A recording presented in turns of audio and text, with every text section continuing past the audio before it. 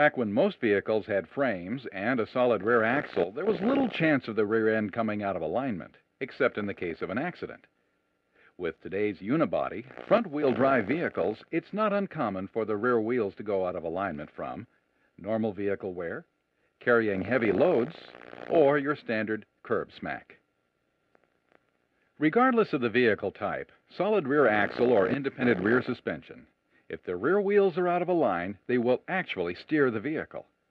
By steer, we mean that the rear wheels will set the direction the vehicle will go in, and you'll need to compensate with the steering wheel. This is why many customers will complain of the steering wheel being off-center or the vehicle pulling when the rear wheels are out of a line. Another more visual indication that the rear wheels are out of a line is tire wear. Problems like cupping or edge wear can occur when the rear alignment is off. We'll talk more about the specific causes of these conditions next when we review the basic alignment angles. Most of you are familiar with the standard angles, caster, camber, and toe as they relate to front wheel alignment. You may not realize that these same angles also apply to the rear wheels. Let's take a look at each angle individually and how they affect the rear wheels, starting with caster. Caster is considered a stability angle because it directly impacts the directional stability of the vehicle. Caster has little effect on tire wear. The caster angle is the relationship of the upper and lower ball joints or wheel mounting points to each other. Looking at the wheel from the side of the vehicle, if the top mounting point is behind the lower mounting point, the vehicle has positive caster. Positive caster allows a larger portion of the tire tread to contact the road behind the caster center line.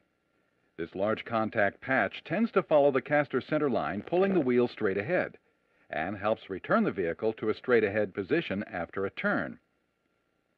Because of this, positive caster helps to maintain a vehicle's straight-ahead stability. Excessive positive caster can cause the vehicle to be harder to turn because the vehicle will want to go in a straight-ahead direction, and because the downward tilt of the spindle in a turn causes increased suspension and chassis lift. Too much positive caster can also create a rough ride, because the caster line is actually aimed at road irregularities, like a pothole. On most Nissan vehicles, caster is not an adjustable angle. If caster is out of specifications, you should look for a bent or damaged part. In some cases, loosening the suspension mounting points, jouncing the vehicle, and retightening the mounting points can change the caster a slight amount.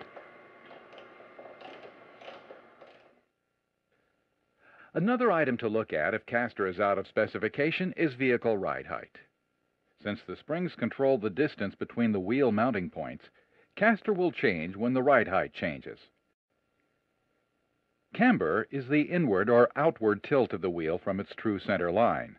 A true center line is one that is perpendicular to the road. Viewing the wheel from the front, if the top of the wheel is tilted away from the vehicle, the camber is positive. If the wheel is tilted into the vehicle, the camber is negative. Camber changes as the vehicle goes over bumps or through corners. Suspension systems are designed to keep as much of the tire tread on the road as possible during these conditions. Since camber puts an uneven load on the tire and causes tread wear, it is often referred to as a tire wear angle. If camber is drastically out of adjustment, it can cause a pull by reducing the diameter of the tire contacting the road. Improper camber adjustment can affect tire wear on both the front and rear wheels. On most Nissan vehicles, front camber is not adjustable. Rear camber can be adjusted on the 240SX by turning the eccentric cams. Always refer to the service manual for all adjustment specifications and procedures. Toe is the difference between the distance of the front inside edges of the tires and the rear inside edges. Viewed by looking down at the wheels, if the front of the wheels are closer together than the rear of the wheels, the vehicle is toed in. If the rear of the wheels are closer together than the front of the wheels, the vehicle has toe out.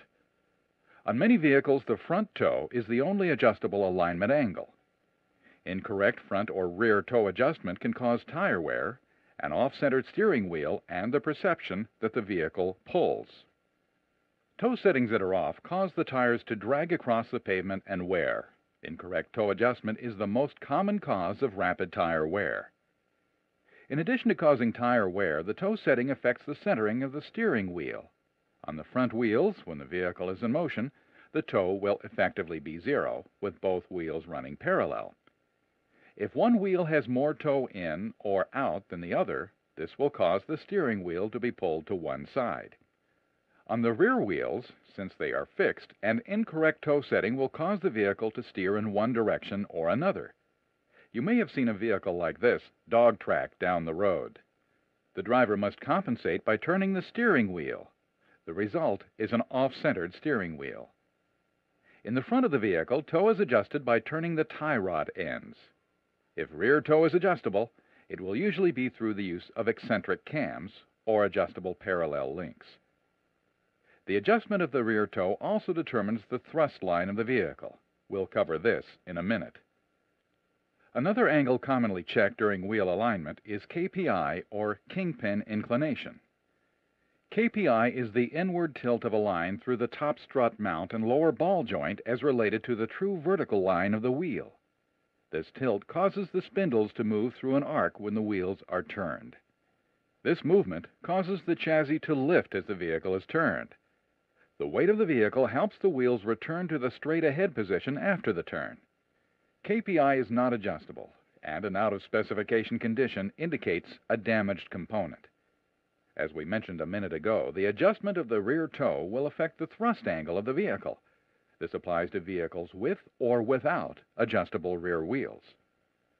The thrust line is an imaginary line drawn at a 90-degree angle to the center line of the rear wheels. The thrust angle is the difference between the measured thrust line of the rear wheels and the actual center line of the vehicle. To achieve proper vehicle tracking and a straight steering wheel, the thrust line should be parallel to the line of the vehicle. This means that both the front and rear wheels are parallel to the thrust line. Four-wheel alignment machines can measure the caster, camber, and toe of the front wheels and the camber and toe of the rear wheels.